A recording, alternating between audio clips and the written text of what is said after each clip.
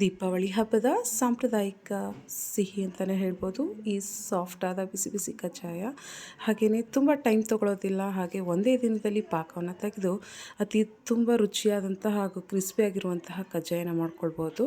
ಆದರೆ ಅದಕ್ಕೂ ಮುಂಚೆ ಇದು ಇನ್ನೂ ಯಾರೆಲ್ಲ ನನ್ನ ಚಾನಲ್ನ ಸಬ್ಸ್ಕ್ರೈಬ್ ಮಾಡದೆ ನೋಡ್ತಾ ಇದ್ದೀರಾ ಅಂದರೆ ದಯವಿಟ್ಟು ಮರೀದೆ ಸಬ್ಸ್ಕ್ರೈಬ್ ಮಾಡ್ಕೊಳ್ಳಿ ಅಂತ ಹೇಳ್ತಾ ವಿಡಿಯೋನ ಸ್ಟಾರ್ಟ್ ಮಾಡುವ. ಇಲ್ಲಿ ನಾನು ಹೇಳುವಂಥ ಅಳತೆ ಕರೆಕ್ಟಾಗಿ ತೊಗೊಂಡು ಮಾಡಿ ಒಂದು ಹದದಲ್ಲಿ ಪರ್ಫೆಕ್ಟಾಗಿ ಕಜ್ಜಾಯನ ಮಾಡ್ಬೋದು. ಇಲ್ಲಿ ನಾನು 1 ಪಾವ್ನಷ್ಟು ರೇಷನ್ ಅಕ್ಕಿಯನ್ನು ತೊಗೊಂಡಿದ್ದೀನಿ. ಈಗ ಅದಕ್ಕಿಂತ ಚೆನ್ನಾಗಿ ಒಂದು 2-3 ಸರಿ ತೊಳೆದುಕೊಂಡು ಏನಿಲ್ಲ ಅಂದರೂ 3-4 ಗಂಟೆಗಳ ಕಾಲ ಅದನ್ನು ನೆನೆಸಿಟ್ಬಿಡೋಣ. ಈ ಥರ ಮಾಡೋದ್ರಿಂದ ಬೇಗನೆ ಕಜ್ಜಾಯ ಆಗುತ್ತೆ, ತುಂಬ ಟೈಮ್ ಇಟ್ಕೊಳ್ಳೋದಿಲ್ಲ. ಹಾಗೆಯೇ ಯಾರಿಗೆಲ್ಲ ಬ್ಯುಸಿ ಡೇಸ್ ಇರುತ್ತೆ ಮತ್ತು ಟೈಮ್ ಇರೋಲ್ಲ, ಅಷ್ಟೆಲ್ಲ 2 ದಿನಗಳ ಕಾಲ ನೆನೆಸಿ ಕಜ್ಜಾಯನ ಮಾಡೋದಕ್ಕೆ ಆಗೋದಿಲ್ಲ ಅನ್ನೋರು ಈ ಮೆಥಡನ್ನು ಯೂಸ್ ಮಾಡಿ ಬೇಗನೆ ಆಗುತ್ತೆ ಮತ್ತು ತುಂಬ ಸಾಫ್ಟಾಗೂ ಕ್ರಿಸ್ಪಿಯಾಗೂ ಇರುತ್ತೆ. ನೀವೇ ಹೇಳ್ತೀರಾ, ಒಂದು ಸಲ ಟ್ರೈ ಮಾಡಿ.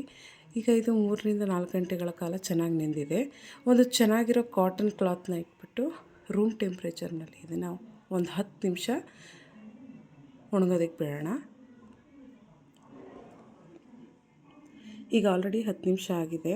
ನೋಡ್ತಾ ಇರ್ಬೋದು ನನ್ನ ಕೈಗೆ ಯಾವುದೇ ರೀತಿಯ ತೇವಾಂಶ ಸಿಗ್ತಾಯಿಲ್ಲ. ಈ ಥರ ತೀರಾ ಡ್ರೈ ಆಗಿರಬಾರ್ದು, ಹೀಗೆ ಒಂದು ಸ್ವಲ್ಪ ಕೈಗೆ ಅಂಟ್ಕೊಳ್ಳೋ ಥರ ಇರಬೇಕು ಅಕ್ಕಿ. ಈಗ ಇದು ಪರ್ಫೆಕ್ಟಾಗಿ ರೂಮ್ ಟೆಂಪ್ರೇಚರ್ನಲ್ಲಿ ಒಣಗಿದೆ. ಈಗ ಇದನ್ನು ಮಿಕ್ಸರ್ ಜಾರ್ಗೆ ಹಾಕ್ಕೊಂಡು ಪುಡಿ ಮಾಡ್ಕೊಳ್ಳೋಣ. ತೀರಾ ನುಣ್ಣಗೆ ಪುಡಿ ಮಾಡಿಕೊಂಡಷ್ಟು ಕಜ್ಜಾಯ ಸಾಫ್ಟಾಗಿ ಮತ್ತು ಚೆನ್ನಾಗಿ ಬರುತ್ತೆ. ನೋಡ್ತಾ ಇರ್ಬೋದು, ಸ್ವಲ್ಪನೇ ಅಕ್ಕಿಯನ್ನು ಹಾಕ್ಕೊಂಡು ನೀಟಾಗಿ ಪುಡಿಯನ್ನು ಮಾಡ್ಕೊಳ್ತೀನಿ. ಈಗ ಇದು ನೋಡಿ ಈ ರೀತಿ ಪರ್ಫೆಕ್ಟ್ ಪುಡಿಯಾಗಿರಬೇಕು. ಇದನ್ನು ಜಡಿ ಆಡಿಟ್ಕೊಳ್ಳೋಣ.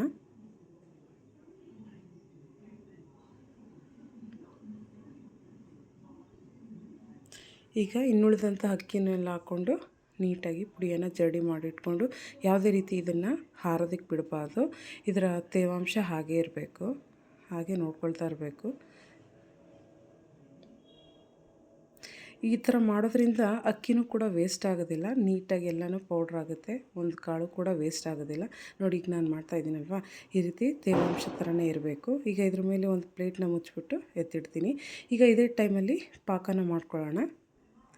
ಈಗ ನಾನು ಮೊದಲೇ ಹೇಳ್ದಂಗೆ 1 ಪಾವ್ ಅಕ್ಕಿಗೆ 3/4 ಪಾವ್ನಷ್ಟು ಉಂಡೆ ಬೆಲ್ಲ ತೊಗೊಂಡಿದ್ದೀನಿ. ಈಗ ಅದನ್ನು ನೀಟಾಗಿ ಕರಗಿಸ್ಕೊಂಡು ಶೋಧಿಸ್ಕೊಂಡು ಬೇರೆ ಪಾತ್ರೆಗೆ ಹಾಕ್ಕೊಳ್ತಾ ಇದ್ದೀನಿ.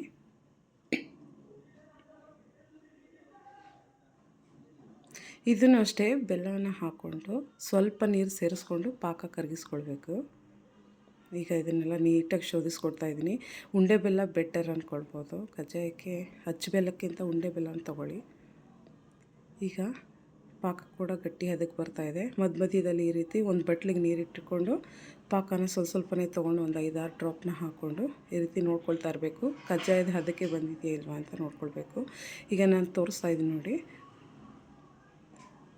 ಆ ಪಾಕದ 5-6 ಡ್ರಾಪ್ಸ್ನ ಹಾಕಿದಾಗ ಅದು ನೀರಲ್ಲಿ ಕರಗಬಾರ್ದು. ಕರಗಿದ್ರೆ ಅದು ಇನ್ನೂ ಪಾಕ ಆಗಿಲ್ಲ ಅಂತ ಅರ್ಥ.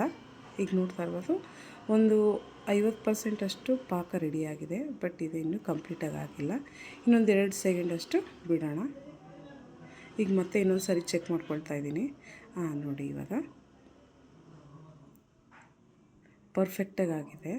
ಈಗ ಇದನ್ನು ಮತ್ತೆ ಇನ್ನೊಂದು ಸರಿ ನಿಮಗೆ ಟ್ರೈ ಮಾಡಿ ತೋರಿಸ್ತಾ ಇದ್ದೀನಿ. ಅದು ಕೈಗೆ ಎತ್ಕೊಳ್ಳುವಾಗ ನೀರಲ್ಲಿ ಕರಗ್ತೇನೆ ಅದು ನಮ್ಮ ಕೈಗೆ ಸ್ವಲ್ಪ ಜೆಲ್ಲಿ ಟೈಪಲ್ಲಿ ಸಣ್ಣ ಬಾಲ್ ಥರ ಸಿಗೋಂಗೆ ಆಗಬೇಕು ನೋಡಿ. ಈಗ ಇದು ಪರ್ಫೆಕ್ಟಾಗಿ ಆಗಿದೆ. ಈಗ ನಾವು ಇದೇ ಟೈಮಲ್ಲಿ ಸ್ಟವನ್ನು ಆಫ್ ಮಾಡ್ಕೊಳ್ಬೇಕಾಗತ್ತೆ. ಸ್ಟವನ್ನು ಆನ್ ಮಾಡಿ ಇಟ್ಕೊಳ್ಬಾರ್ದು, ಮತ್ತು ಅದನ್ನೇ ಸಿಮ್ಮಲ್ಲಿ ಇಟ್ಕೊಂಡ್ರೆ ಪಾಕ ಕೂಡ ಬೇಗ ಗಟ್ಟಿಯಾಗೋ ಚಾನ್ಸಸ್ ಇರುತ್ತೆ. ಈಗ ಸ್ಟವ್ ಕಂಪ್ಲೀಟಾಗಿ ಆಫ್ ಮಾಡಿ ಅದಕ್ಕೆ ಏಲಕ್ಕಿ ಪುಡಿ, ಗಸಗಸೆ, ಕೊಬ್ಬರಿ ತುರಿ, ಹಾಗೆಯೇ ಬಿಳಿ ಎಳ್ಳನ್ನು ಸೇರಿಸ್ಕೊಳ್ತಾ ಇದ್ದೀನಿ. ಇದೆಲ್ಲ ಹಾಕಿ ಮಾಡೋದ್ರಿಂದ ಕಜ್ಜಾಯ ತಿನ್ನಲಿಕ್ಕೂ ಕೂಡ ತುಂಬ ಚೆನ್ನಾಗಿರುತ್ತೆ, ಆಗ ಟೇಸ್ಟ್ ಕೂಡ ಚೆನ್ನಾಗಿರುತ್ತೆ. ನೋಡಿ ಸ್ಟವ್ ಕಂಪ್ಲೀಟಾಗಿ ಆಫ್ ಮಾಡಿದ್ದೀನಿ. ಈಗ ಅದೇ ಬಿಸಿ ಇರುವಂತಹ ಪಾಕಕ್ಕೆ ನಾವೇನು ಜರಡಿ ಇಟ್ಕೊಂಡಿದ್ವಿ ಆ ಹಸಿಟ್ಟನ್ನೆಲ್ಲ ಸ್ವಲ್ಪನೇ ಸೇರಿಸ್ಕೊಂಡು ಒಂದು ಚೂರು ಗಂಟುಗಳು ಬರ್ದಿರೋ ಹಾಗೆ ಪಾಕಕ್ಕೆ ನೀಟಾಗಿ ಹೊಂದಿಸ್ಕೊಳ್ಬೇಕು. ಮಧ್ಯದಲ್ಲಿ ತಿರುಗಿಸ್ಕೊಳ್ತಾ ಇರಬೇಕು, ಎಲ್ಲೂ ಗಂಟುಗಳು ಹಾಕಬಾರ್ದು. ಆ ರೀತಿ ನಾವು ಹಿಟ್ಟನ್ನು ಸೇರಿಸ್ಕೊಂಡು ಬೆಲ್ಲಕ್ಕೆ ಸೇರಿಸ್ಕೊಂಡು ಸರಿ ಪಾಕ ಮಾಡ್ಕೊಳ್ತಾ ಹೋಗಬೇಕು ನೋಡಿ ಹೀಗೆ. ಈಗ ಇದಕ್ಕೆ 1 ಟೇಬಲ್ ಸ್ಪೂನಷ್ಟು ತುಪ್ಪವನ್ನು ಸೇರಿಸ್ಕೊಂಡು ನೀಟಾಗಿ ಅದು ಡ್ರೈ ಆಗದಿರೋ ರೀತಿ ಸ್ಪ್ರೆಡ್ ಮಾಡ್ಕೊಳ್ತಾ ಇದ್ದೀನಿ. ಇದೇನಿಲ್ಲ ಅಂದರೂ ಒಂದು 8 ಗಂಟೆಗಳ ಕಾಲ ಓವರ್ನೈಟು ನೆನೆಕ್ಕೆ ಇಟ್ಬಿಟ್ರೆ ನೆಕ್ಸ್ಟ್ ಡೇ ಅದು ಪಾಕ ಚೆನ್ನಾಗಿ ಹೊಂದ್ಕೊಂಡಿರುತ್ತೆ. ಆಗ ಕಜ್ಜಾಯ ಮಾಡೋದಕ್ಕೆ ಈಸಿ ಆಗುತ್ತೆ. ಈಗ ಇದು ಕಂಪ್ಲೀಟಾಗಿ ತಣ್ಣಗಾಗಿಬಿಡೋಣ. ನೆಕ್ಸ್ಟ್ ಡೇ ಮಾರ್ನಿಂಗ್ ನಾನು ತೋರಿಸ್ತಾ ಇದ್ದೀನಿ ನೋಡಿ, ಪಾಕ ಎಷ್ಟು ಚೆನ್ನಾಗಿ ಹಿಟ್ಟಿಗೆ ಹೊಂದ್ಕೊಂಡಿದೆ, ಹಾಗೆಯೇ ಕೈಗೂ ಕೂಡ ತುಂಬ ಸಾಫ್ಟಾಗಿ ಸಿಗ್ತಾಯಿದೆ. ಈಗ ನಾನು ಹೇಳಿರೋವಂಥ ಮೆಜರ್ಮೆಂಟಲ್ಲಿ ನೀವು ಕರೆಕ್ಟಾಗಿ ತೊಗೊಂಡು ಮಾಡಿದ್ರೆ ಪಾಕ ಕೂಡ ಕರೆಕ್ಟಾಗಿ ಬರುತ್ತೆ, ಕಜ್ಜಾಯ ಕೂಡ ತುಂಬ ಚೆನ್ನಾಗಿ ಬರುತ್ತೆ. ಇಲ್ಲಿ ನಾನು ಅರ್ಧ ಕೆಜಿಯಷ್ಟು ಅಕ್ಕಿಯನ್ನು ತೊಗೊಂಡಿರೋದು, 3/4 ಪಾವನಷ್ಟು ಬೆಲ್ಲನ ಸೇರಿಸ್ಕೊಂಡಿದ್ದೀನಿ. ನೋಡಿ ಎಷ್ಟು ಸಾಫ್ಟಾಗಿ ಕಾಣಿಸ್ತಾ ಇದೆ.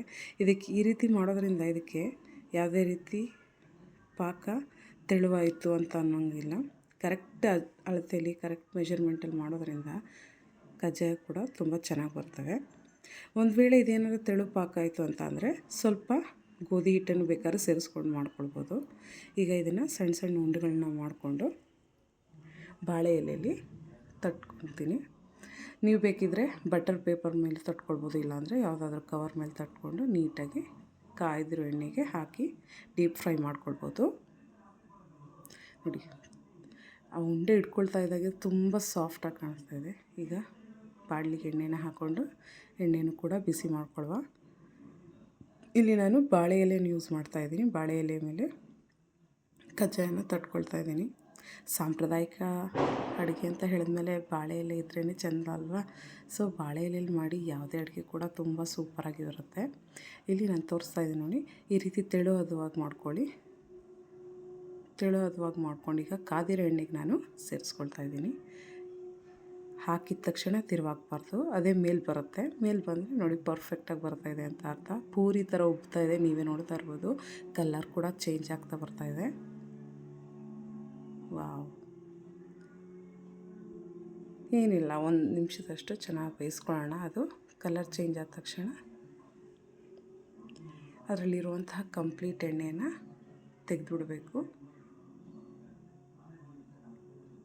ಹಾಗೆ ಮಾಡೋದ್ರಿಂದ 1 ಗಂಟೆಗಳ ಕಾಲ ಅದನ್ನು ಡೀಪ್ ಫ್ರೈ ಮಾಡಿ ತೆಗೆದು ಅದರಲ್ಲಿರುವಂಥ ಎಣ್ಣೆನೆಲ್ಲ ಕಂಪ್ಲೀಟಾಗಿ ತೆಗೆದುಬಿಟ್ರೆ ಸಾಫ್ಟಾಗೂ ಕೂಡ ಇರುತ್ತೆ, ತಿನ್ನುವಾಗ ಆಯಿಲಿ ಅನಿಸಲ್ಲ.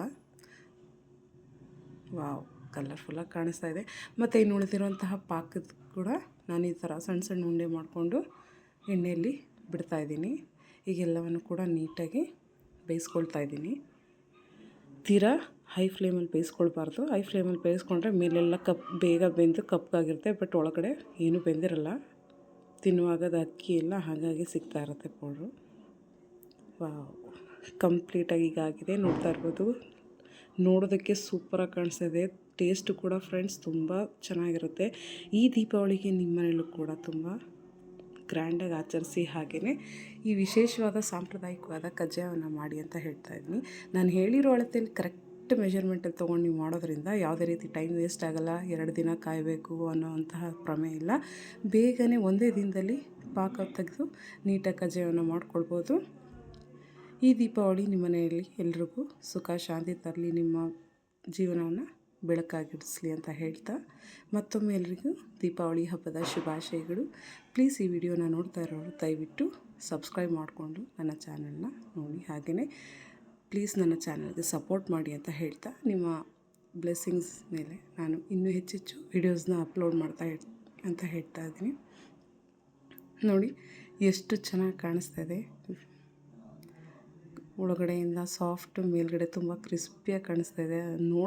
ನೋಡ್ತಾ ಇದ್ರೇ ಬಾಯಿಗೆ ಹಾಕ್ಕೊಂಡು ತಿನ್ಕೊಡ್ಬೇಕು ಅಂತ ಅನಿಸ್ತಾ ಇದೆ. ಸೊ ಮರೀದೆ ಟ್ರೈ ಮಾಡಿ ಅಂತ ಹೇಳ್ತಾ ಈ ವಿಡಿಯೋ ನೋಡಿದ್ದಕ್ಕಾಗಿ ತಮ್ಮೆಲ್ಲರಿಗೂ ಧನ್ಯವಾದಗಳು. Thanks for watching.